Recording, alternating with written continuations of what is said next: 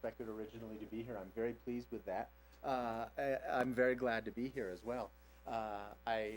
This is the first one that we've done of these training seminars. We have a series of them throughout the Northwest Colorado region over this week and next week, and the week after that we have a couple more as well. And so if you do want to travel up to Craig to have a review of this in a couple of days, you're more than welcome to join us. Otherwise, we'll just do what we have to do here.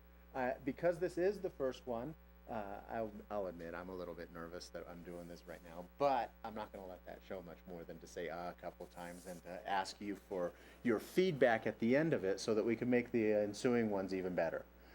This one is being recorded so that we can present it on the web as well and make it available for your residents and the businesses that might be interested in the material as well. Because we're a little spread out, I'm probably going to stand up so I can pace a little bit as well, and this way I can see all of you a little bit better. Does the microphone still pick me up effectively if I stand this far away from it? Fantastic. We are a small group, so I would like to encourage you, if you have questions or comments throughout, that you go ahead and you throw in with them. Most of you have microphones in front of you, and so make sure that the little green light is on if you have something to say so that we can get that on the recording as well. We will be editing it, so if you say something that I don't like, I'll just take it out. That's the way it will work. The reason we are here is because the Northwest Colorado Council of Governments is in the middle of doing a regional broadband plan. And that region is quite extensive. I have a drawing of it here that we'll get to in a minute. But the objectives that the Northwest Colorado Council of Governments had as part of their strategic plan was to assess the regional infrastructure and the service needs throughout through public meetings, much like this one. And so I need your feedback as part of this through surveys. We have a survey that we've built that we've put up online, through interviews and through investigating the assets that are in the region and mapping those assets. We're going to provide educational workshops like this one to get people to have a better understanding of the legal environment that exists here in Colorado, and also to make sure that we have an understanding of what broadband is and what it can do for the region and how we can make a difference. We're going to identify the public and private projects that are underway right now. I'm sure that all of you, you're here, so I'm sure that all of you have heard of the EagleNet travails over the last 2 years. EagleNet is finally building again, and that's a fantastic thing. And they have some destinations here in Northwest Colorado. In conjunction, there's also been a couple of other granted projects over the last couple of years. There was a Colorado Telehealth Network, there was a Libraries and Schools grant, and some others that have brought some new infrastructure and some new interest in broadband into the region. We're also going to identify, at least we're going to begin to identify, broadband gaps and strategies to close some of those gaps in the region. As I was saying at the beginning of while we were trying to get things running, the region is large. It's a big area. And the differences in the region are vast. And so as we look at the gap analysis, we'll talk a little bit about what some of that gap analysis means as we talk about the different technologies that are bringing broadband here into Northwest Colorado in just a minute. We're going to address sustainability, and there's a little bit of a question about how that works sometimes. What it really boils down to frequently is that these broadband providers are businesses, whether it's the government that's providing the broadband or whether it's a private business like Comcast or CenturyLink or Resort Broadband. These organizations need to have a way to pay their bills. And so sustainability is something that is critical as we talk about broadband. Almost always, when you have an environment that is not sufficiently meeting broadband needs, it's because of that sustainability question. And I'll address why I say almost here in just a little bit. The region is all of the Northwest Colorado Council of Governments participants, which is Eagle, Grand, Jackson, Pitkin, and Summit counties, and most of the municipalities within those counties. Steamboat Springs, Glenwood Springs, and Carbondale are also members of the Northwest Colorado Council of Governments, and also Moffat County, Rio Blanco County, and Routt counties joined into the project to participate as well.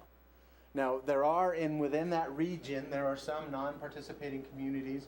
I don't know them well enough to leave them out. As we look at regional broadband, frankly, we have to look at regional broadband.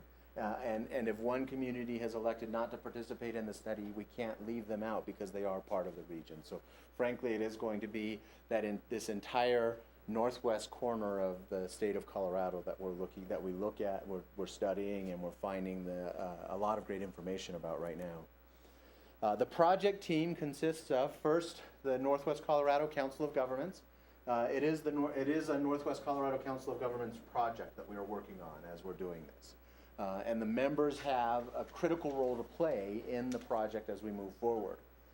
Secondly, the Northwest Colorado Council of Governments hired a company called Mid-State Consultants to help do the technical work and to put together the plan and to provide the advice and other things of that nature that need to be done in order to develop the regional broadband assets and some other things of that nature.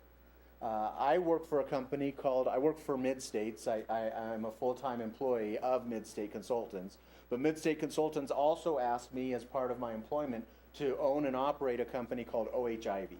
And OHIV is my company, and right now you are looking at the entire company right now. I have had up to 15 employees and sometimes none, like right now. But what my company does is municipal and regional-wide broadband analysis and recommendations, and so that's why Midstate has asked me to do that. Midstate's primary focus is designing and building networks.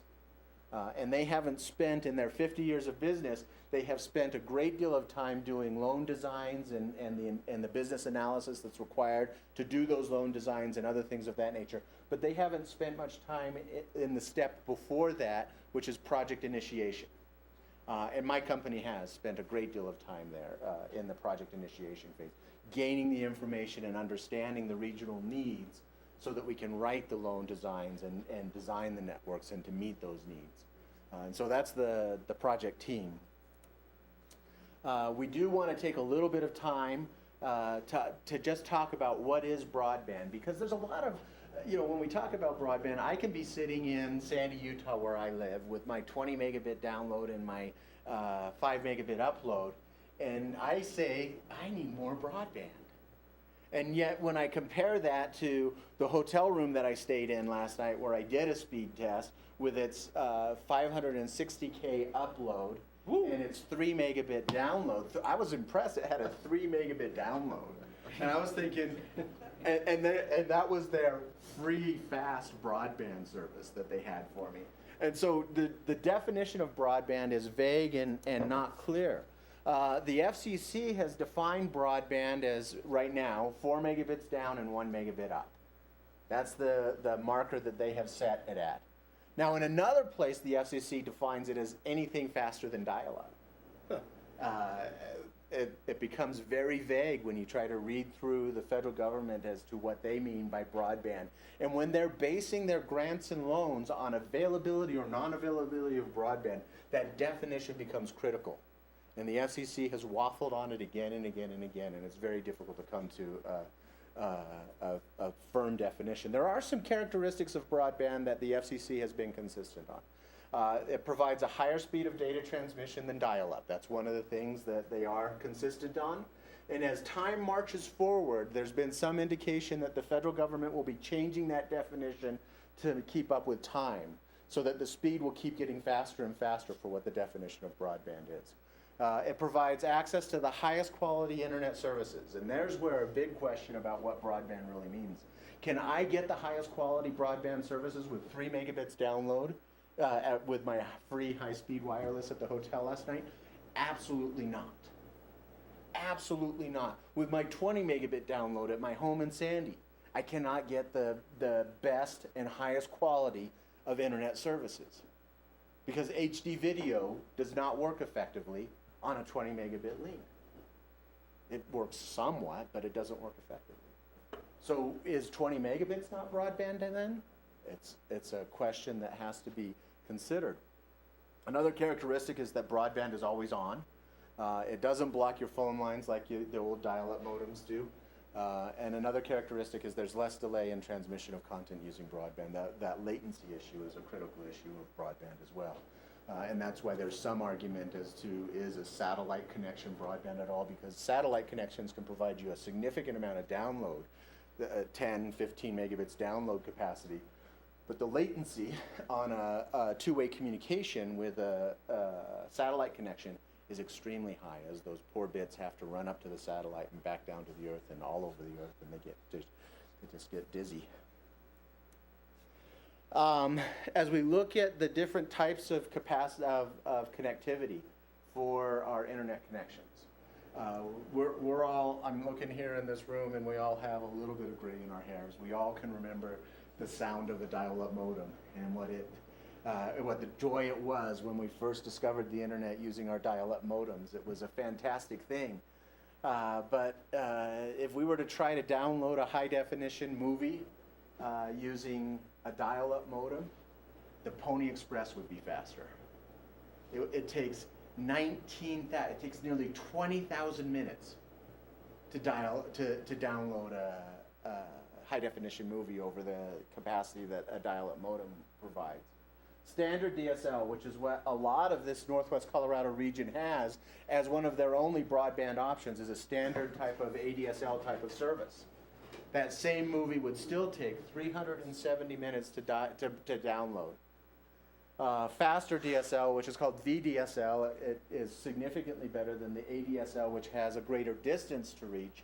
But the fast DSL would still be about 74 minutes. A fast cable, it would take you 55 minutes to download that on a DOCSIS 3 type of system. 100 megabits fiber, which nobody in the region has 100 megabits fiber except for a couple of business locations that I've been able to find throughout the region. It would take you 11 minutes. If you lived in Kansas City, it would only take you 1 minute to download that same movie. So when we talk about what is broadband, where you are and the technology that you have available to you makes a significant difference as to what the definition of broadband is going to be. Here in the Northwest region, we also have to look at a little bit of the difference between advertised speeds and actual speeds and the type of technology that we are using to do the downloads. This test that I did here, the data that I collected here was for Steamboat Springs. In Steamboat Springs, I was able to find 3 reliable broadband providers. It was CenturyLink, Comcast, and Resort Broadband. Their advertised speeds were between the 1.5 to 40 for CenturyLink. That 40 megabits per second was only available in in the business districts of Steamboat Springs. Comcast offers 3 to 105 megabits advertised speeds in Steamboat Springs, which tells me that they have their DOCSIS 3 system in place. Where Resort Broadband has download speeds of 3 megabits per second. But when we look at the tested speeds, that's a difference between what is advertised and what is tested, and that's one of the failures of the federal government's broadband mapping program. The federal government right now is only using the advertised speeds to determine who has broadband and who doesn't. But when we look at the tested speeds, we see that CenturyLink is providing an average of 5.6 megabits per second download compared to their 1.5 to 40 advertised speeds. Their average download speed for Comcast is 15.2, and for Resort Broadband, the average download speed is 2.2 on a tested basis.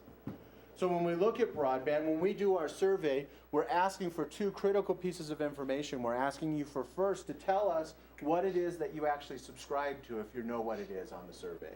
And then secondly, we ask you to take a test later on that we'll look at and we'll compare the tested speeds to your advertised speeds that you have. And that will create for us a better picture of the broadband environment within the region. It will create for us a better picture of where the gaps are and how we can help close them a little bit better. Broadband, as we said a minute ago, gives you access to the highest quality internet services that are available. When we look at the internet services that are available today, we have a standard definition television and sharing of 4 megabits of phone and internet service. We're up to about a 24 megabit need just for a standard television, standard definition television environment. In the near future, which in many communities is right now today, you've got your high definition television, your larger sharing burden, the internet services and video conferencing, 94 megabits per second. That we can say a legitimate need for at a residence today. And as we move into the immediate future as well, We see 3D TV coming to be a valuable service to residences. We see high definition video conferencing for medical services, at-home medical services and other things of that nature that are driving this need higher and higher and higher, and making the Google promise of gigabit Ethernet more and more the common definition of broadband and less the exception definition. In our businesses, there's this concept of virtual presence is one of the things that businesses are looking for right now, to be able to do business around the world as if you were working with the people right in the room with you. Creating that virtual presence so that when you want to have a training seminar just like this one, I could be standing up and pacing in my room in Sandy instead of costing the travel expenses to do this. And you could be sitting here in this room and we would be sharing the space as if we had a virtual presence. That's a powerful tool that businesses need, that businesses in Northwest Colorado, with the difficult transportation environment that exists in Northwest Colorado, businesses here need it in particular to be able to compete on a national or worldwide market. But the capacity that's needed in order to make this happen is asymmetrical. Your download and your upload speeds need to be similar so that both sides of the conference are working effectively. And we're talking 100 megabit speeds in order to start to make it work effectively. Both download and upload. What is broadband? I can't find anywhere in the region right now where I can consistently get 100 megabit symmetric speeds. For our education needs, we did a study not terribly long ago. We worked with EagleNet on this study to determine what types of needs do our schools have to have in order to meet their broadband needs to provide the 21st century education that our kids need. And as we looked at the region doesn't meet those needs. Now, as EagleNet is building again, and hopefully it will get to most of the school districts in the region, I know that there's at least one that has been excluded in their revised models as they got some of their money taken back and had to change their scope a little bit. But hopefully they will be able to get to the school districts. But once they get to the school districts, EagleNet doesn't have a mechanism to distribute throughout the communities. And so we have a little bit of a difficulty there. Our schools need fast broadband. In the National Broadband Plan, in addition to education and business and residential needs, the federal government identified healthcare, again, education, energy and the environment, the economic opportunity, government and performance, civic engagement, and public safety as the 7 key areas that broadband makes a difference in people's lives. As the 7 key areas why we need to have a broadband plan and why we're going to grow broadband through the country. Why it was the part of the justification for why there was federal stimulus money to do projects like EagleNet. In sum, access to reasonably priced high-speed bandwidth acts as a gateway allowing residents and businesses to enter world markets and opening access to innovations in telemedicine, government services, education, energy conservation, and other areas. So we can talk about broadband, and most of the time when I talk about broadband, I'm going to be talking about 3 specific characteristics that are important in broadband. It's the speed of the connection, both upload and download. It's the reliability of the connection and having the confidence that it's going to be there when you need it, and it's the cost of the connection. Those are the 3 key areas that I'm going to talk about when I talk about broadband. But underpinning those 3 key areas, what does it matter if you're fast, if there's nothing to do? So underpinning those 3 key areas of speed, reliability, and price are always that question of why. Why do you want it? You want it to improve the business opportunity and quality of life of the people who live in your communities. And so that's what we talk about when we talk about what is broadband. I'm going to pause for a moment and say, does anybody have questions or comments or thoughts before we move on to how the region is comparing? I'll take that silence as a let's move on. What time is everyone expecting to be finished so that I can watch the clock? 10:30? All right. How do we compare? First, let's look at how the United States of America compares. We're middling. The United States of America is not, we invented broadband. And yet, on some scales for broadband on the OECD countries, we rank 17th. I've seen another scale where we rank 23rd in the world when we compare all nations for speed and cost of our internet connections.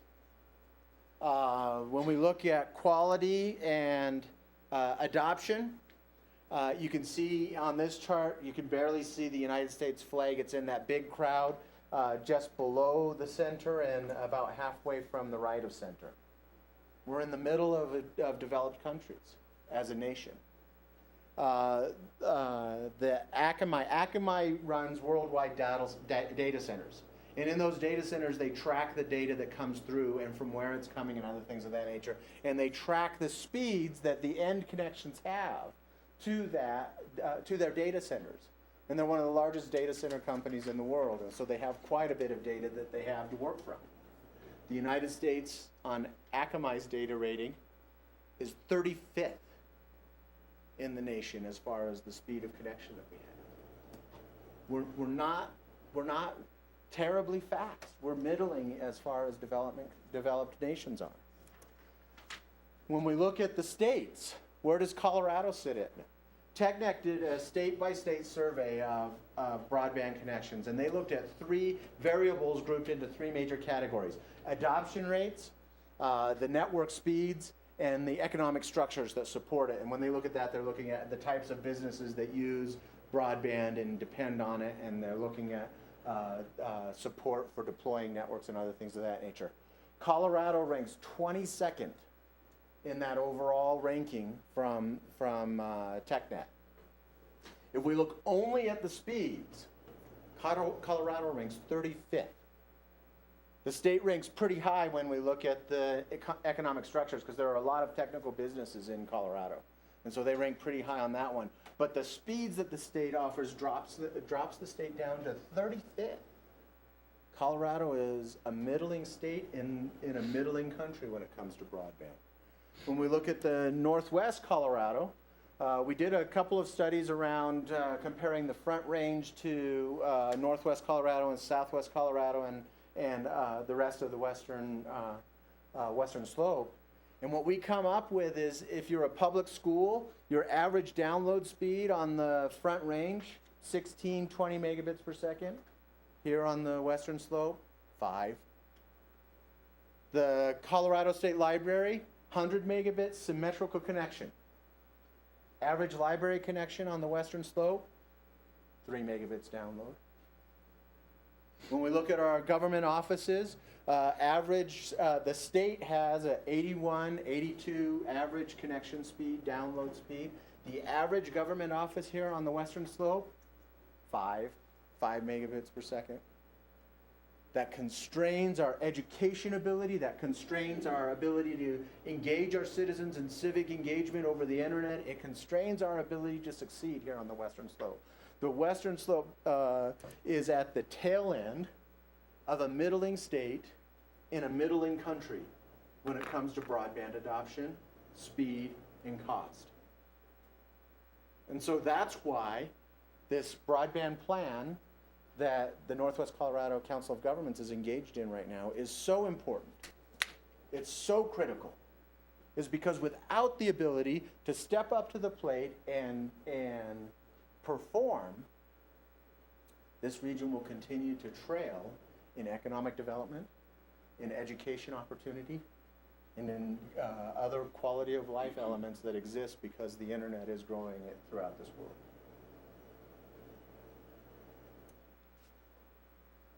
That was that section. Hammered through that one pretty fast. Any other questions or thoughts before we move on? Okay. The next section that I want to talk about is a little bit about how does broadband get delivered to us? Because as we talk about, well, what can we do about it? What can we do about the speed and the cost and the reliability? We have to know how is it getting to our individual homes and the path that it takes. And so I would like to take a little bit of time to talk about some of the broadband infrastructure that brings us into our homes and our businesses. There are several last mile mechanisms that can deliver broadband to each of us. So as we talk about the internet, as we talk about developing a regional broadband plan, we frequently talk about what we call last mile and middle mile, and sometimes we talk about it as first mile or interconnect or peering or any number of words that go with that first one. And in order to give you a little bit better, clearer picture of that, when we talk about last mile, that's the delivery mechanism that takes you from what in the old days of the telephone companies would be called the central office and brings it out to all of the individual addresses. The middle mile is what delivers capacity to those central offices. And the first mile and the peering points is what connects that middle mile infrastructure to all of the rest of the world. And that's obviously a gross oversimplification. And it also has a lot of variation in the definitions of those terms from depending on who you're talking to. But as we talk about this, that's the general concepts that we'll use to talk about this. So one of the capacities, one of the available mechanisms to deliver the last mile is wireless. And wireless gets a lot of advertising, a lot of hoorah, because for companies deploying it, it's pretty cheap for them to deploy. They can throw up an antenna and catch a number of addresses. They can oversell that antenna to get a significant amount of revenue from that single antenna. In very rural places, their business model is a little bit more difficult because obviously the wireless has a range limitation, and you need a number of subscribers in order to justify the cost of putting up the tower and getting other things of that nature. And if you can't get enough subscribers on it, it's difficult. But in rural areas, it also has the best opportunity because it doesn't require physical wires to be run to every home. One of the things that happens on a wireless network is the wireless access points are a shared infrastructure. So we had an instance in the Salt Lake Valley. Clear Wireless came into the Salt Lake Valley. They're a fantastic wireless service provider. They advertised heavily. The first couple of people who subscribed onto it, brilliant broadband access. It was extremely fast. And then the next couple of hundred that subscribed, it was adequate. And then by the time they got up to thousands of customers in the valley, they had oversold their radios, and it was extremely difficult to find a time when it was an effective service. And it was a bad scenario for them in the Salt Lake Valley. I think that they've had better experience in some other areas, but that's what happened there. The next technology that is easy to deliver is on the telephone lines. The telephone companies have been delivering a service called DSL for quite a long time now. DSL comes in a lot of different flavors. The different flavors of DSL have different distances that they can travel before the signal degrades so much that it's not valuable any longer. The closer you are to the telephone company's central office where the DSLAM is, the faster your speeds will be. The further you get away from it, the slower they will be. The telephone companies have done quite a good job. Almost all of the Northwest Colorado region is serviced by CenturyLink. CenturyLink is doing some work to ensure that they get DSL and they upgrade their DSL services up into all of the communities. In fact, as I was driving through Glenwood Springs, I noticed that they're in the middle of doing a fiber to the node construction project, which takes the fast DSL closer and closer to the residents, which means that more and more people can have that faster DSL product. I don't know what other communities CenturyLink might be doing that DSL upgrade in, but I do know that CenturyLink is one of the recipients of CAF funds. The Community Access Funds is a federal government funding source to be able to improve broadband services. And I also know that CenturyLink, in order to get Colorado to approve their purchase of Quest, agreed to spend some significant amount of money in Colorado doing network upgrades. So there's some work that we can do, and this is where Club 20 can do a huge amount of very good work, is to help divert CenturyLink's spending from the Denver metropolitan area out onto the western slope so that we can get that money upgrading here where we need the services more, less profitable for CenturyLink to do it, but the service need is greater. And that's why we need organizations like Northwest Colorado Council of Governments and Club 20 and other organizations that have consolidated influence to make a difference to help develop those upgrades. DSL can provide usually between 1.5 to 15 megabits of download speed. As you get closer to the central office, the telephone company will advertise significantly higher speeds than that. I have never had a successful connection on a DSL line except right next door to the central office above 15 megabits per second. I subscribed to a DSL line for a long time that was supposed to be a 20 megabits download service, and my average speed was 7 because of my distance from the central office. Cable is the next mechanism that delivers. The cable companies, as you're all very well aware, when they first came into being, were just simply trying to get television. In fact, I always think it's an interesting side note. The first ones were built, the first cable systems were built by appliance stores because they had these very expensive TVs sitting in their appliance store and they couldn't sell them because nobody could receive the television service because they lived in a little basin and the radio waves wouldn't reach them. So they would build a community access television, CATV, and then they would drop a wire down and then they'd be able to sell televisions. That's where cable television came from. Entirely a one-way transmission mechanism. No need for any upload data at all until the internet came along and the cable companies wanted to play in that business and they had the wiring to be able to do so. And at that point they created a thing called DOCSIS, or Data Over Cable Service Interface Specification. And the DOCSIS created an upload path and a download path that they could use in order to deliver television. DOCSIS 1 was a miserably slow and bad implementation. We're up to DOCSIS 3 with DOCSIS 3.5 in the works right now. DOCSIS 3 binds channels together and frees up a bunch of space and can deliver up to 300 megabits. It's an amazing service. Most of the time they limit what they sell to folks to right around 20 or 30 megabits. A lot of DOCSIS 3 communities will have 100 megabit. A lot of the Northwest Colorado region is served by Comcast. Comcast does have DOCSIS 3 throughout most of their footprints, and they're upgrading other footprints to DOCSIS 3 on a regular basis. Comcast is doing a fantastic job of trying to keep that up to date. In smaller communities where smaller telephone companies, or smaller cable companies rather, bear sway, a lot of those smaller companies have not implemented DOCSIS at all. They have no data capability at all.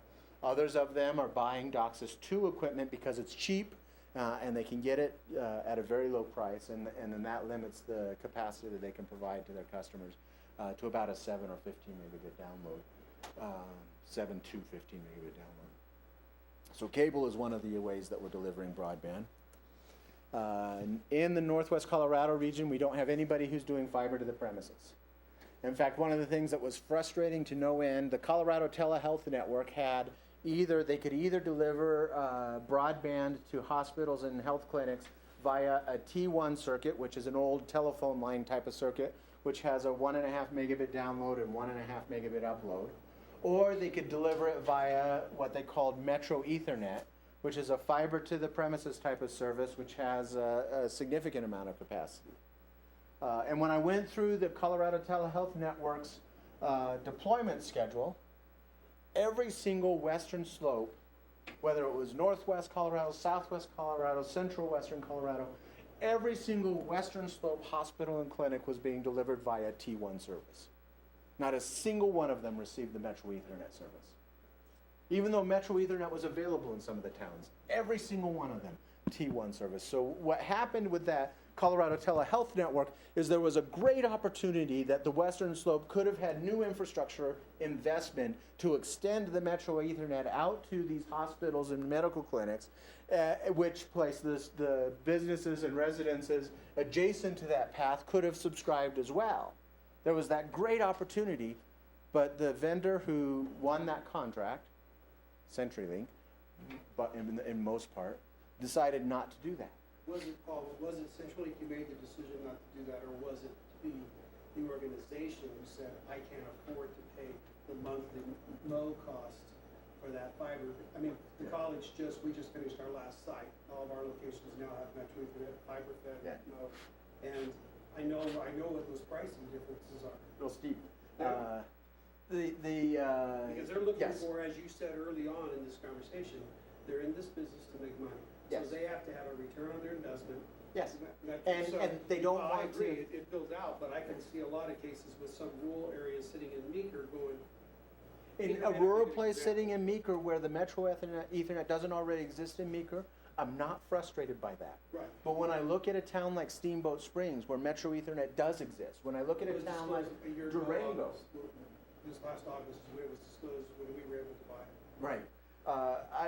I started this study, this part of the study, the Colorado Telehealth Network study, when I was working with the Southwest Colorado Council of Governments. So Durango is the place that really chafes my hide on that one, because Durango has had Metro Ethernet for years, and yet the hospitals in Durango got connected by a T1 to the Colorado Telehealth Network, and it was because it may have been because the Colorado Telehealth Network didn't want to cover the subsidy difference between the T1 and the Metro Ethernet. It may have been because CenturyLink didn't want to cannibalize the revenues they get off of their T1 lines, because that's almost pure profit for them. It may have been because the hospital didn't want to subscribe to a Metro Ethernet service. They just wanted the T1 service. The reasons why, I don't know. But what I do know is there was a great opportunity there to exert political pressure and business pressure to say we need these new services extended. And by and large, we missed that opportunity. As the school, you've just created the opportunity as the school because you've gone ahead and connected your sites via Metro Ethernet, which extends those services out to areas where they might not have existed before. So you've taken the opportunity to exert the pressure. Whereas the Colorado Telehealth Network project, I'm not going to blame the company or the project itself or the hospitals. The project as a whole failed in that regard. If we have a regional broadband plan, then we can stand up in the Northwest Colorado region and say, we're not going to fail in that regard again. We're not going to let these types of opportunities slip by us. So that's why I bring that one up in that regard. So thank you. Fiber's faster. That's one of the slogans that my company uses. That's just that simple. Fiber is faster. The theoretical capacity, we use a little example of, and I don't have the pictures here, but so I'll just talk through it. We use a little example. If you have a standard drinking straw, and that represents your historic dial-up capacity. And if you take a little bit fatter drinking straw, then that's the slow DSL type of capacity. When we talk about the capacity of fiber compared to that drinking straw, 100 megabit capacity, which is where we start out with fiber deployments, represents a culvert.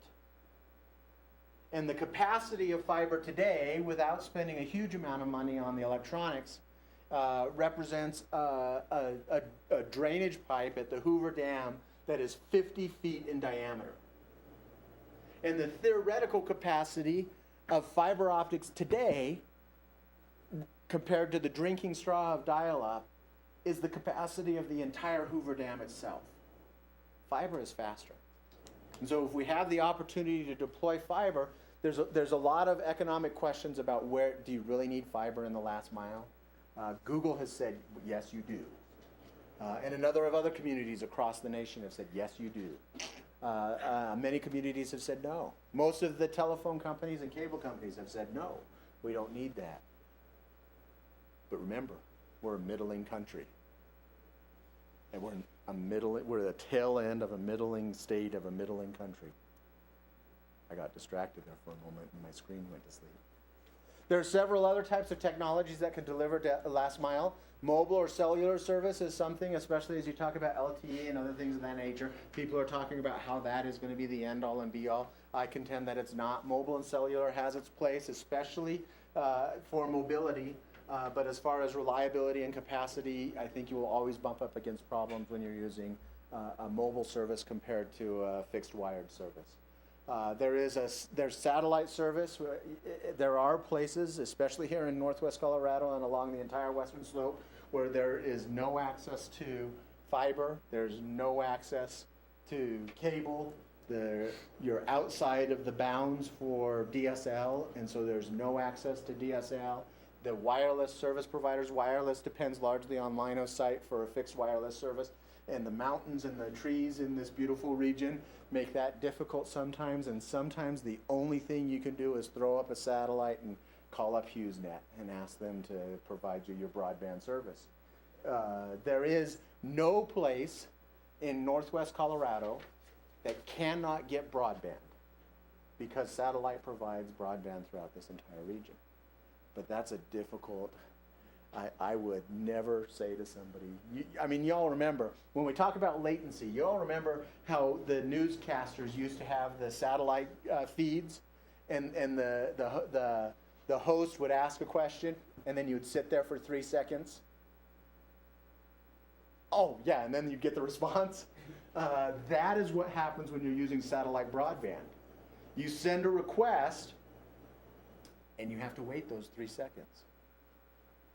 If you have a large user interaction intensive type of an application, like you're filling out a form, or you're using a database, or you're trying to have any type of two-way communication, that becomes completely untenable. Another one that I throw up here, not because I believe in it, but because you will hear about it as you study broadband and municipal broadband deployment and fixing broadband problems. Broadband over power lines. If any of you have seen it work anywhere, tell me, because I've been hearing that broadband over power lines. I was working on a project in Utah called the Utopia Project, which was fiber to the premises in 16 different cities. We started the project in 2003. And in 2003, we were told, no, you don't need to do that because we can do broadband over power lines. I still haven't seen it working anywhere. And so if anybody has, I need to know so that I can change my tune. Is that like an interference issue or what? Largely an interference issue is what's caused. And simply, the power lines are not designed for two-way communication. They're not designed for any communication. But when you start talking about needing to do two-way transmission on a power line, it just doesn't work. Putting the signal on the noise. Putting a signal. you're Well, and that's the talking theory. about- That's yeah. the theory of broadband over power lines, is you're putting a signal on the noise. Yeah. But just that concept, it is the noise that you had to put the signal on. I have seen experimental broadband over power lines in homes where you plug in a device into your power outlet, and then you can plug into any of your power outlets, and it distributes broadband. But with the fantastic advances in Wi-Fi and the low cost of Wi-Fi, it doesn't make any sense to even do it in a home. I've never seen it work over any type of a distance. So, as we talk about the last mile access, the last mile capacity brings you back to a point of aggregation within your community owned by your internet service provider. Your internet service provider has to get capacity from somewhere, and that is the middle mile infrastructure. As we've talked about, the EagleNet network is a middle mile infrastructure network. The EagleNet network is doing most of its delivery over a fiber optic mechanism. I put these, middle mile comes typically in 3 different ways. It either comes to you via your copper network, it comes to you via a fiber network, or it comes to you via a microwave link. This piece of copper and this piece of fiber have roughly the same capacity with today's technology. So typically when we're talking about middle mile access, it's very seldom delivered over the copper cables any longer, because it just simply does not have the capacity to do it. And so most of the middle mile infrastructure is fiber optics. Throughout the northwest Colorado region, you have a significant amount of middle mile fiber optics. You have a big route that Level 3 put in that runs along the Union Pacific railroad line from Denver all the way to the state line and beyond. I don't know where it goes from there. We know every time it derails, The train it goes out. Yeah, the L3 goes out at Yeah. that point. Yeah. You also have a fiber-rich environment along the I-70 corridor from Denver to at least almost the border. It doesn't go. The fiber starts petering out as you get closer to the border. You have a company called Strata Networks who has put in fiber from Vernal down to Steamboat Springs and over to Craig. You have CenturyLink who has put in fiber to each of the county seats. The biggest problem you have with your middle mile fiber right now is every time a train derails, it goes out. Or anytime a backhoe hits the CenturyLink fiber. You remember in 2011, I think it was, when you had the CenturyLink fiber cut, and Walden and Steamboat and Craig were out for 6 hours, I think it was, because of a single fiber cut. You'd have no redundancy. But if you look at where the fiber is, you could build redundancy if you could encourage your companies to work cooperatively. If CenturyLink was willing to hook up with Strata, that outage would not have happened because there would have been a redundant link. If level 3 would hook up with CenturyLink, then when the trains derail, you wouldn't lose service because the fiber exists. But it's a matter of getting those organizations to work cooperatively, and I think that that's another thing that a regional broadband plan can help you to do.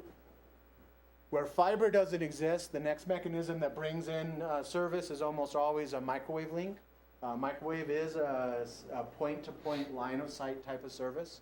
It does have good capacity, not extraordinary capacity like fiber, but it does have good capacity. It's a fairly easy capacity to upgrade because you can put additional antennas up as need be. It does have a little bit of weather fade, but the weather has to be extremely severe for that fade to happen. So microwave links are a very good way to get redundancy. So as we look again at some of the more rural communities, we look at Walden in our Northwest Colorado broadband plan. Walden has a piece of fiber coming up to it from CenturyLink, but it has no redundancy coming out of there. But EagleNet is looking at putting in a microwave link from Cheyenne, and there's another private company that's looking at putting in a microwave link from Laramie. And so all of a sudden now, the little town of Walden with all 800 residents has 3 broadband links coming into it, and yet they are still in a position where if any one of those goes down, they lose service because they are not right now looking at cooperating with each other.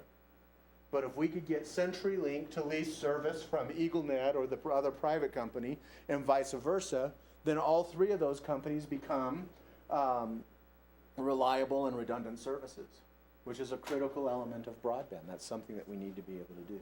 If we could get CenturyLink and Strata to work nicely together. If we could get Strata and level 3 to work nicely together, we can create some significant redundancy throughout most of the Northwest Colorado region and solve one of the big problems that happens here.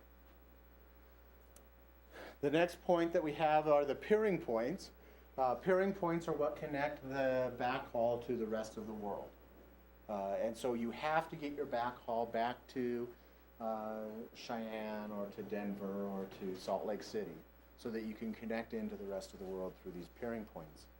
The other interesting thing about this diagram here is this diagram shows you the secret behind monetization of broadband services. Because the way broadband services are monetized is that each one of these little blue things with the arrows on them are routers, are what they're called. And at each one of these router points, the companies who own the networks have an opportunity to monetize their network.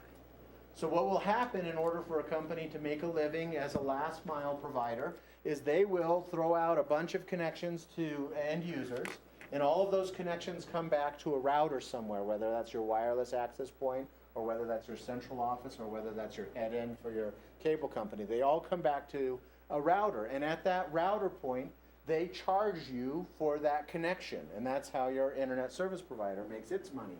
Your internet service provider has to buy infrastructure from a backhaul provider or a middle mile provider. And they have to pay at that connection point for that service. EagleNet's going to charge schools and also service providers to offer services. CenturyLink is a middle mile provider as well as a last mile provider. If you're a wireless service provider here in Aspen, you have to buy your backhaul from someone, and it's probably going to be CenturyLink, and you're going to pay them for a connection. The school pays for connections and functions as an internet service provider for all of the individual departments at the school. And in doing so, you have to buy a backhaul connection. And every time, those service providers will oversell that backhaul connection, because when you're on the internet, you're probably not. And so I don't need to have, for your 15 megabit connection and your 15 megabit connection, I don't need to have 30 megabits. I can take a gamble and just buy the 15. In fact, I'm going to take a gamble and I'm going to buy a 6-to-1 or a 10-to-1 or a 20-to-1 oversell ratio. That's how internet service providers, they buy that bulk line and then they shop it up just like any retailer does. The backhaul providers do the same thing. They oversell their backhaul to multiple service providers or multiple entities who are using it so that they can get more. The backhaul providers at their peering points have to pay for their connection as well, and they monetize at that point. So as we build a broadband plan, we have to look at that monetization model to create the incentives so that private companies will want to be able to provide more bandwidth. That's part of what we have to do in our broadband plan as well.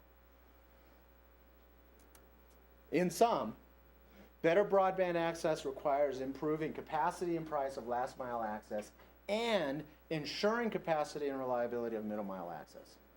So as we work through creating a regional broadband plan, we have to look at mechanisms that encourage incumbent providers to reduce prices, increase capacity and reliability. We have to look at mechanisms where the business case won't make any case at all for a private provider. Is there a reasonable case or a reasonable path for a government entity to provide a solution there? Or for a nonprofit to do it? Or some other type of an entity to take into it?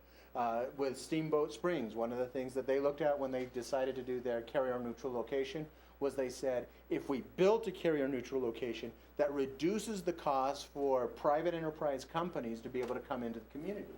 And so the gamble that Steamboat Springs is taking is, will the carrier-neutral location reduce the cost for private companies to get their middle mile access significantly enough that they will raise their capacity and lower their prices? That's what Steamboat Springs is trying to do with the carrier-neutral location. It's one mechanism that they can use, but it's a mechanism that everybody could use in one way or another. As the school has expanded its capacity, you've created incentive for, I'm assuming you're buying from CenturyLink since you said you're using a Metro Ethernet product, and you have created a greater incentive for CenturyLink to increase their Metro Ethernet services in the area. That service could be applied to now businesses and residents in the community if we can work together to make that happen. So there are a lot of different ways that we can increase capacity and reliability and reduce price at the same time. And so what should we do? This is where we start to look at what are the different mechanisms that we're going to use in the broadband plan. And what I'd like to do, my next slide is the last slide of them all, and it has, I think if I remember right, 5 different possible types of solutions. And I'd like to just have a conversation about those solutions. So the classroom time is over now, and I need your counsel because all of you live in this region, all of you work here, all of you struggle with the broadband capacity that you have on a day-to-day basis. I'm going to go home at the end of next week, and I'm going to fire up my 20 megabit download connection, and I'm going to start complaining about how slow my broadband is. I don't have to deal with the same problems that the people in Northwest Colorado do. I study them, I understand them, but I need you to give me counsel and guidance as we work through the conversation of these potential solutions. So let's look at what some of them are. Oh, I'm sorry. There are 2 more slides. The legal context is something that we have to take into consideration. This one is just blank. The conversation that I wanted to have around the legal context, the federal government is providing, when we talk about broadband, the broadband is an almost completely unregulated aspect from the federal government's perspective. So when we look at the legal context in broadband, there's not a lot to talk about. Telephone services, heavily regulated by both the federal government and the State Public Utilities Commission. Cable television services, lightly regulated, but regulated by both the federal government and by the Public Utilities Commission. And also, most communities have franchise agreements in place with their cable providers that provide another aspect of regulation. The state of Colorado has left franchise agreements in the hands of the individual communities. So each community does have some sway with the cable provider that they're working with. But I will guarantee you, if the city of Aspen stepped up to Comcast and said, you will upgrade to DOCSIS 3 and you will make it available to 100% of our residents and you will do it before the end of 2013, Comcast will say, we'll pull out. You are a flea on the behind of a flea on our behind. Comcast has 170 million subscribers. Aspen can't wield a big stick on that. There's some things that you can do through your franchise agreement, but there's not a lot that you can do. In the state of Colorado, the number one legislation affecting broadband deployment is a thing that was called Senate Bill 251? 150, 251. Senate Bill 251. I have a big old long write-up that I forgot to bring with me right now that tells me what part of the Colorado revised statute it's in. I'll have to bring that to my future ones so that I don't have to go through that. But what the Colorado revised statute does is it says that municipalities may not engage in owning or operating a telecommunications building, owning or operating a telecommunications network. The state prohibits it. There are two exceptions to that prohibition that the state has given to communities. The first one is there's nothing in the provision that should be understood that prohibits a municipality from building a network to support itself, so that every community can build a network that connects the city hall to the police department. That's fine, that's perfectly fine. And if the community has excess capacity on that link, they can sell it to whomever will buy it. That's okay by state statute. The other thing that's okay by state statute is if you want to build a community network and you hold a referendum, like Glenwood Springs has done, like Longmont has done, a couple of other communities in the state have held the referendums. A public referendum will allow you to build and operate a network if you want to. So that's the legal context that exists as we look at how we're going to build a plan.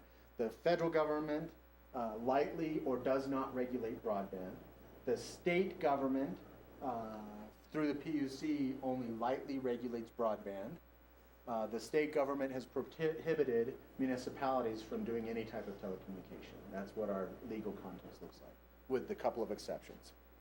So as we look at possible plans, realistically, we could do nothing. The plan could be that broadband is being deployed by private telecommunications companies, and that's where it belongs. And we'll rely on them to use their business models to grow broadband in Northwest Colorado. The very fact that the Council of Governments has decided to have a broadband plan for the region indicates that that is not the inclination that the communities want. The very fact that you guys bothered to come to this meeting today indicates that that's not where we're going to go, to do nothing. But I do want to make sure that's always one of the very viable options, and sometimes the right thing to do. And in some communities, the right thing to do will be to do nothing. The city of Denver, if it were to start aggressively pursuing a municipal fiber optic network, would drive CenturyLink out of the city, and that would be bad for the city of Denver. So none of us here are in Denver, though. We can offer incentives and penalties for incumbent providers. Now, this type of a package comes in a lot of different ways. I already talked a little bit about some of the things that you can do with a cable company through your cable franchises. You can offer incentives and penalties through your cable franchise. What I recommend as you look at incentives and penalties is that we start to create a package of incentives and penalties that are effective through communities throughout the entire western slope, so that as Comcast and CenturyLink and other of the larger providers come to the region, we're using that bigger stick of the entire regional organization instead of just the individual communities trying to make something happen. And that's one of the places where Club 20 can offer a huge amount of effort and impact. Is Club 20 is in the business of creating best practices for all of the 20 counties on the Western Slope. And if the best practice is to say that when you renew your franchise agreement, you do have these broadband aspects involved in your franchise agreement. That's a way to create incentives and penalties for the incumbents. Another way to create incentives and penalties for the incumbents is exactly what you've done with the school already, is to say, we have this huge contract, and if you will give us Metro Ethernet to all of our locations, then we'll continue to do business with you. Otherwise, we have to find another solution. We're going to start throwing up our own microwave towers. We'll do whatever we have to. We have to have this. We'd like to give it to you, CenturyLink, because you're a big, reliable company that has the wherewithal to manage this thing. But if you're not going to give us what we want, we have to go elsewhere. So that's a kind of financial incentive that communities can offer as well. In some of these communities, I look at a community like Walden with all 800 people. The county government in Walden is a huge contract for telecommunications. They can wield a little bit of influence in Walden. You could become a broadband-friendly community. That involves a little bit more than just providing incentives and penalties for the incumbent providers. One of the things that broadband-friendly communities do is they have what's called a dig once policy. So every time they open up a street to put in a new sewer line or to repair a water line or to bury a power line, they put in 3 or 5 empty telecommunications conduits. So that when an incumbent provider or a new entrant wants to come in and build new last mile infrastructure to be able to extend better, faster, cheaper, more reliable broadband services, that conduit already exists, and the cost of that construction goes down. If I have to if I have to bury new conduit, my average price in a community with sidewalks and streets, I have to be looking at, and with the rock that exists here in the Rocky Mountains, I have to be looking at about $30 or $40 a foot to put in that new conduit. It's completely cost prohibitive. To add that conduit to an already open trench, I have to add 35 cents per foot per conduit. If I want to put in 3 of them, I'm talking about $1 as opposed to $40. And then when I want to pull fiber through that, I'm talking about $1.50 to $3 a foot, depending on the size of my fiber and the amount of labor. So I can take by just adding that conduit in whenever I do an open trench type of project, I can dramatically lower my cost of my conduit. Other things that a broadband-friendly community will do is you'll work with your power company to ensure that pole attachments are a realistic thing. One of the cruel things that telecommunications companies do with pole attachments, anytime it's significantly cheaper to build overhead than it is to build buried. I can usually build aerial infrastructure for right around $8 per foot. And so if I can throw it on telephone poles, it makes a huge difference. But what a telephone company will do is there has to be a certain amount of clearance between the electricity and the telecommunications, not just for the sake of interference, but when you get closer to that power, you have to have a certified electrician to do your repairs and other things of that nature. So you want to get out of that certified electrician's area so that you can reduce your maintenance costs. And then there's a gap here where services can be attached for broadband and other types of telecommunications. And what my wonderful cousins and the cable companies will do is they will take the very lowest position on that pole. And then when I want to come and add a new telephone provider, they'll say, you have to be below us. And so now I have to go through and move all of their attachments up so that I can come in and be below them. It significantly increases my costs. But if you manage your pole attachments as a broadband-friendly community, then you create a mechanism where you start at the top and you build down from there, instead of starting at the bottom and moving people up every time. It's a simple thing to do. Expediting the permitting processes, expediting the rules, having a plan for what you want your broadband to look like in your community. These are all things you can do to be a broadband-friendly community. We've talked a number of times about regional cooperative planning. One of the things that we look at when we look at the Western Slope, the entire population of the Western Slope only makes a reasonable marketplace. You don't have a marketplace on the Western Slope that will drive broadband providers' behavior. And if you try to do it as individual communities, you have even less influence. So as we pull together to create a regional broadband plan, and we do regional cooperative planning, we can say to CenturyLink, well, you're coming into Walden with your fiber. We need you to connect to the EagleNet microwave link so that you have redundancy through Walden. And if you'll do that, we have this capacity over here in Moffett County that we can make available to you. Now, Jackson County can't do that by itself, but as a region you can. And Northwest Colorado is a wonderful sized region. If we work cooperatively with Club 20, again, we take the how many counties? 8 counties, and we turn it into 20 counties. And if we can work cooperatively with Club 20, that's a good thing to do. If we can work cooperatively with the Southwest Colorado Council of Governments, who are actively engaged in broadband planning right now, that helps us as well. We can build infrastructure to close gaps. And what this type of an action would be to say, okay, we have a recognized need here where we don't have redundancy and there is no existing microwave or fiber path to create that redundancy. So as a government cooperative or nonprofit, we're going to figure out a way to put that in. We're going to go to the Rural Utility Services in the Department of Agriculture, and we're going to get a broadband loan. We're going to go to DOLA, and we're going to get a energy extraction fund loan. We're going to pull together resources from our counties and our towns and from our large institutions in those, and we're going to figure out a way to make a financially feasible model to be able to build the infrastructure to close the gap.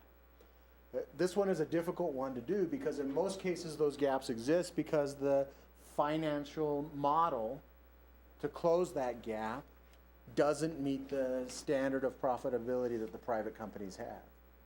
But if we're talking about a nonprofit or other type of a mechanism where we're not having the same standard of profitability, we have a better chance of success at those types of things.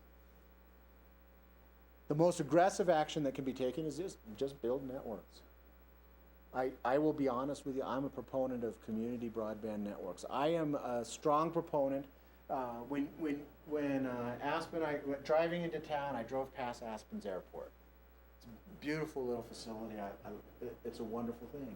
And when Aspen wanted to have an airport, they didn't write to Delta and say, Delta, will you build us an airport here in Aspen? They didn't write to United and say, United, we really need an airport.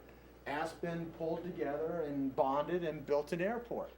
That's how communities get that type of infrastructure. Aspen doesn't fly any airplanes, at least not commercially. They might have some for search and rescue and other things, but they don't fly any commercial airplanes. Private providers do that. And mostly in this airport, I saw really private providers. It's mostly private jets that I saw parked there. But private providers are the ones who provide the services. And the same kind of thing, the same kind of functional infrastructure can work in a community environment, in a broadband environment as well. We look at cities like the 16 cities of the Utopia project. We look at the Provo project, which has recently been purchased by Google. We look at a number of projects across the United States of America growing larger and larger all the time, where communities have said, we're not going to let our broadband future sit in the hands of the private incumbents and their profit motives any longer. We're going to step up to the plate. We're going to provide this infrastructure. In most cases, not all of them, but in many cases, they do it on an open access basis, which means multiple private service providers can provide service over the top of that. When you look at a project like Lafayette, Louisiana, or Chattanooga, Tennessee, they've both decided, they're the two largest that have decided to be service providers themselves. And so they not only built the network, but they also compete aggressively against the incumbent providers. So I said that I wanted a discussion, and I took us almost to the end of the time without allowing any discussion. I'd love to have your feedback as to what you think, what you guys in this room think the actions that the broadband plan should be looking at incorporating for Northwest Colorado.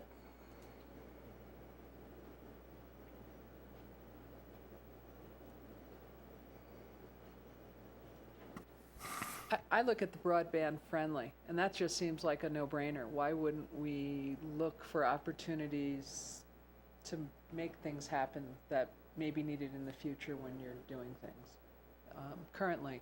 But I look at our valley, and it's a CDOT corridor. So how do you get people like CDOT involved and willing to be a part of that? And I have been working through the Governor's Office of Information Technology. There's a gentleman at GoIT named Brian Shepard, who is the head of the broadband, I don't know what his office is called, but he has a couple of offices under him. He has been tasked by GoIT to work with CDOT to start turning the CDOT corridors into shared broadband infrastructure corridors, not just transportation corridors. One of the problems that CDOT has had two problems historically as far as sharing broadband infrastructure. The first thing that they've struggled with is building an effective model to allow other than CDOT uses of that infrastructure. There's right-of-way proofing that has to be done, and then there's agreements that have to be made. There's maintenance and other things of that nature. Lynn Yoakum, who is the Information Technology Director of the Utah Department of Transportation, is a national leader in creating those shared models. And Lynn Yoakum has been sharing those with other states, and including Colorado. We've tried to hook up Lynn, and we have hooked up Lynn and Brian, and he's working to get CDOT to talk to her about the best practices that she has developed for states across the country for departments of transportation to build and share and exchange infrastructure. So I think that is part of, thank you for bringing that up, as we talk about being a broadband-friendly community. I think that it extends beyond just the individual towns and extends into the state agencies and the federal agencies that touch our towns, in particular our transportation. And as we look at, like in Moffett and Jackson counties and other places where the extraction industry is a very heavy part of the industry, the extraction industry always throws up significant amounts of broadband infrastructure. Every single one of those wells is connected back to communications tower.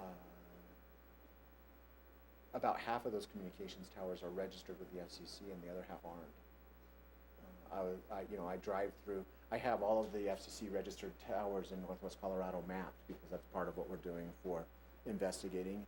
And as I drive along the road, I always keep my eyes open. I go, that tower's not on my map.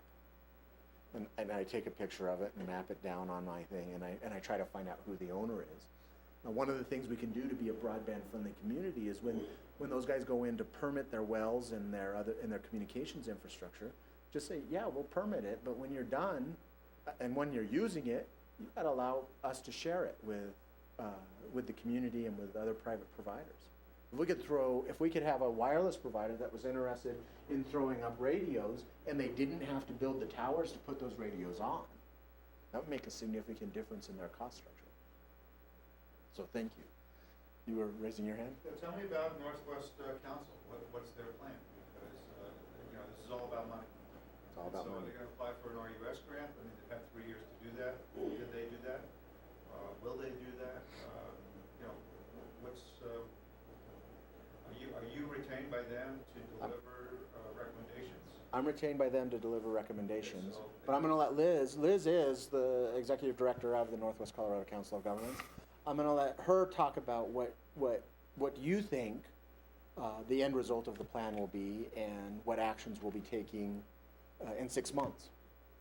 Well, the Northwest Cog Council gave staff direction last August to look at broadband and see what we can do about it. So this was the new area for us to work on.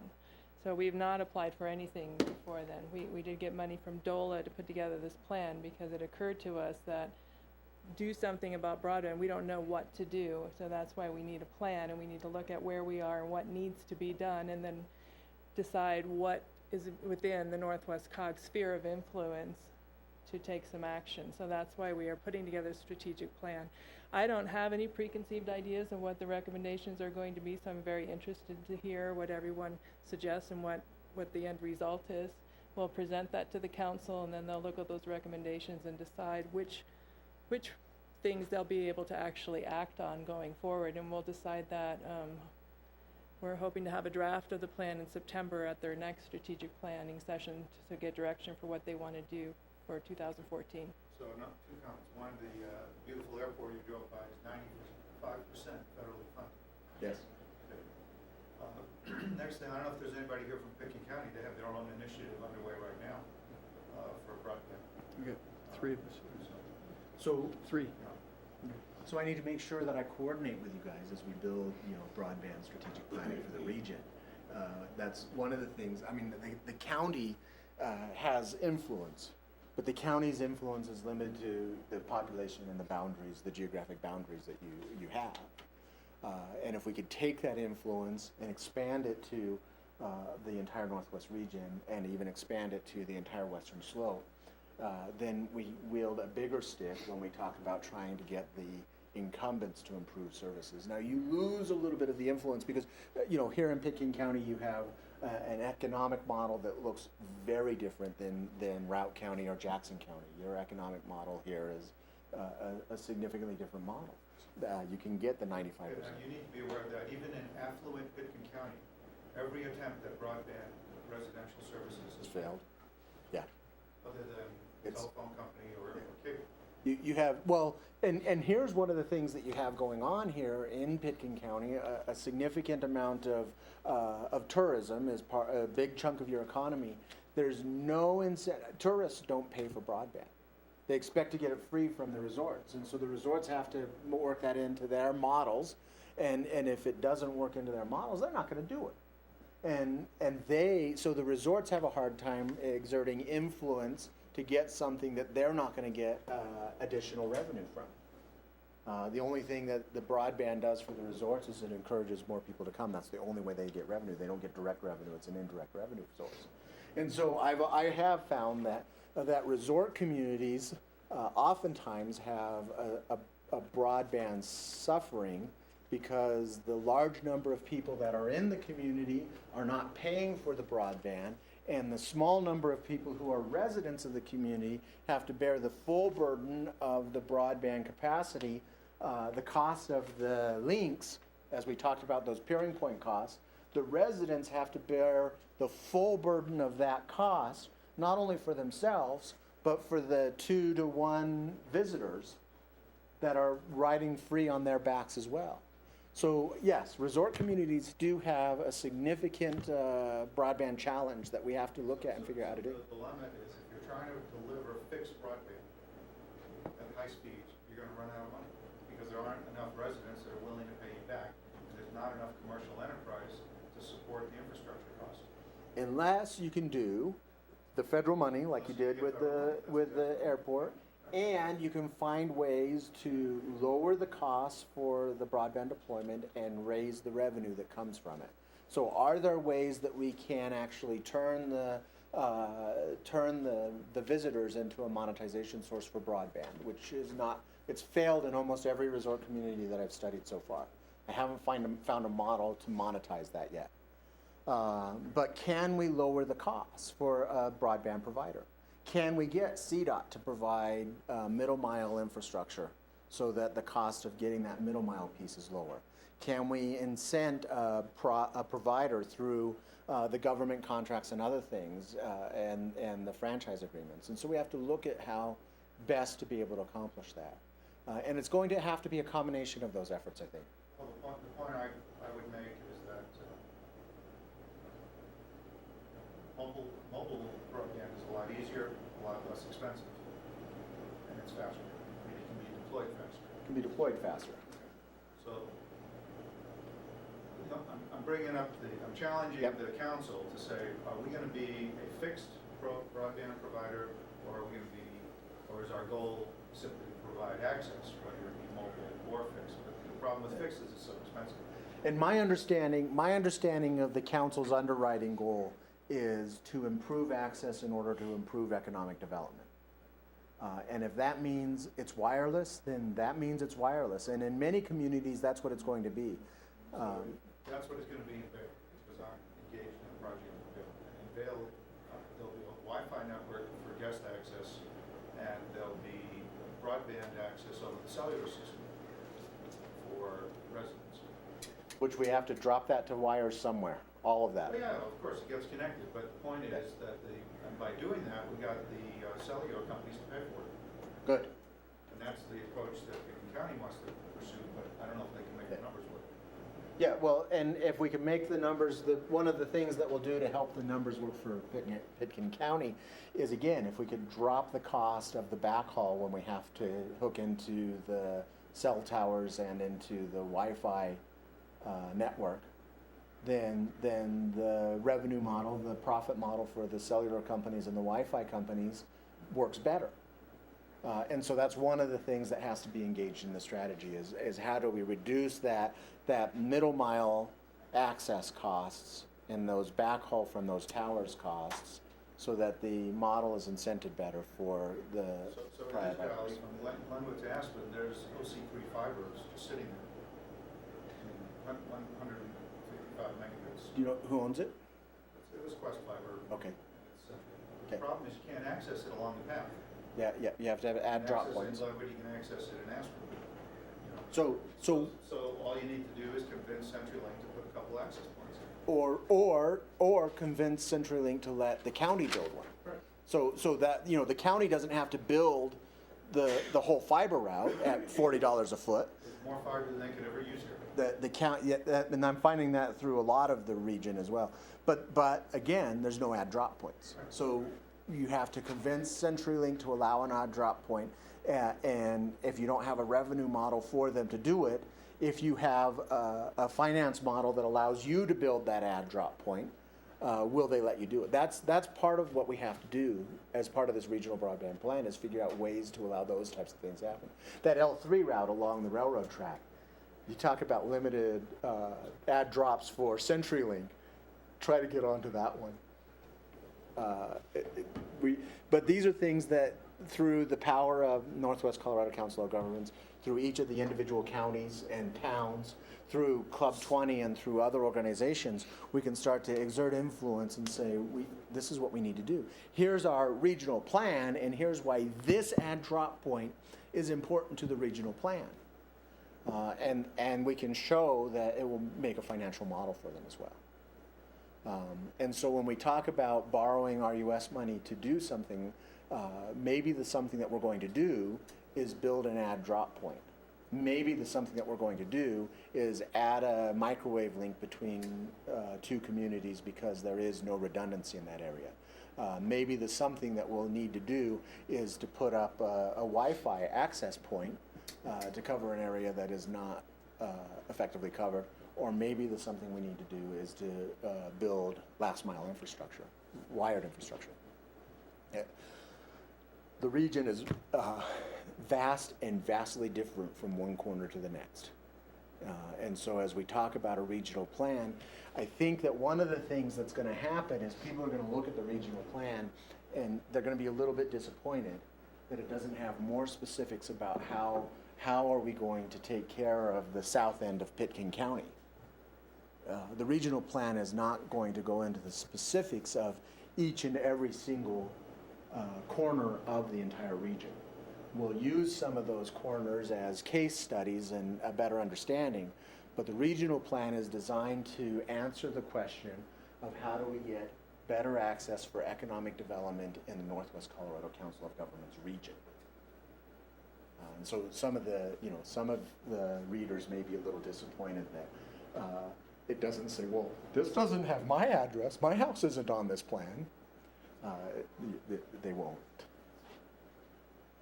Thank you, that was very useful to me. I appreciate that comment. I'm going to make a suggestion because I've been around this thing Yeah. for a while. If you map exactly all of the fiber routes in these 20 counties, every 40 miles on fiber route, you have to put a regeneration facility. Those are your cheapest access points for Yep. high bandwidth. Thank you. You gotta get fiber to those points. We've got to get fiber Or you can do it wireless, but or- you gotta get to those points. point to point, we've got to get to those add drop points, or we've got to add them where The other they don't problem already is when exist. you wanna add them, you can't turn off the network that's existing. So it's very hard to add. You cut it in buffer tube at a time. It's, You can do it. I'm just it's- saying that's their reluctance. Yeah. The operators say, wait a minute. we No, can't I do know. this." I know, and I have to say, well, okay, you have a repair plan, and I mean, we'll follow your rules to cut in a new add drop site. Just tell us what your rules are. Once you have that backbone access, then private providers can take care of the rest. Absolutely, and that's part of the theory in Steamboat Springs with the carrier neutral location, is it's creating not only an add drop point, but also a climate controlled facility that carriers can jump into. So, did you sign in on the paper? So I have your email address then, and so I don't know your name right now, and if you tell me by the end of the week, I will forget. But I will send an email out to everyone, and when I do that, if you'll respond and say, I'm the guy that said these things, and here's what I'm doing in Pitkin County and here in town, because I'm very interested in knowing what's going on. I'm very interested in coordinating with Pitkin County's plan as well. And helping, rolling that into the regional plan, not directing what you guys do, but rolling it into the regional plan. We're well past our 10:30 that we were expecting to end. Does anybody else have any comments or thoughts before we disband? I would like to say to all of you, thank you for being here. When I do, I will probably send out an email tonight to all of you who are here today. If you have feedback that will make this presentation better for the communities that I'm going to after you, thanks for being my guinea pigs. I need to continue to improve it, and I won't be offended by anything that you might have to say. So please feel free to be open. And thank you all very much. Thank you. Thank you. Thanks.